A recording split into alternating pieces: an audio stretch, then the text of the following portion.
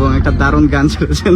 রীতিমতো হাসতে হাসতে শেষ মুস্তাফিজুর রহমান যে গানটি শুনছিলেন, লাঙ্গের আশা কইরা তোমার ভাতারের ভাত চাঙ্গে।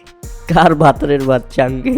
আর এটা ভেবেই রংপুর রাইডার্সের টিমবাস থেকে শুরু করে মুস্তাফিজুর নিজেও, এমনকি সামাজিক যোগাযোগ মাধ্যমে ভিডিওটি ভাইরাল হওয়ার পর থেকে সবাই হাসছেন। মানে মুস্তাফিজুর রহমান বুঝিয়ে দিলেন মানুষের কষ্ট থেকেও কিভাবে হাসা যায় এবং কিভাবে মানুষকে আনন্দ দেওয়া যায়। একজন সহজ সরল মানুষ হিসেবে মুস্তাফিজুর রহমান সেটা বুঝিয়ে দিয়েছেন।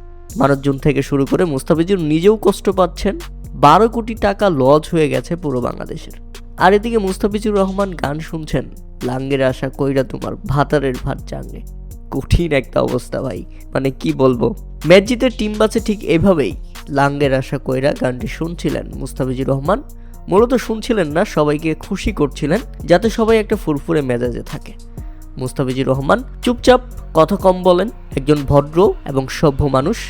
তার মনের মধ্যে কোনো কুটকাট নাই। মূলত ফেসবুকে রিল দেখছিল তিনি, আর সেই মুহূর্তে এই গানটা তার ফর ইউতে চলে আসে এবং এটা বেজে ওঠে। ঠিক তখনই রংপুর রাইডার্সের একজন ক্যামেরা নিয়ে মুস্তাফিজুর রহমানের সামনে যান এবং তিনি এই গানটা লুকানোর জন্য চেষ্টা করেন এবং ব্যাপকভাবে হাসছিলেন তিনি।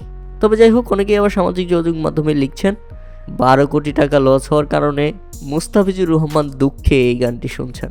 তবে ইতিমধ্যে রংপুর রাইডার্স পয়েন্ট টেবিলে টপ করেছে বিপিএলে। আজকের ম্যাচেও দুর্দান্ত 5 উইকেটের জয় পেয়েছে।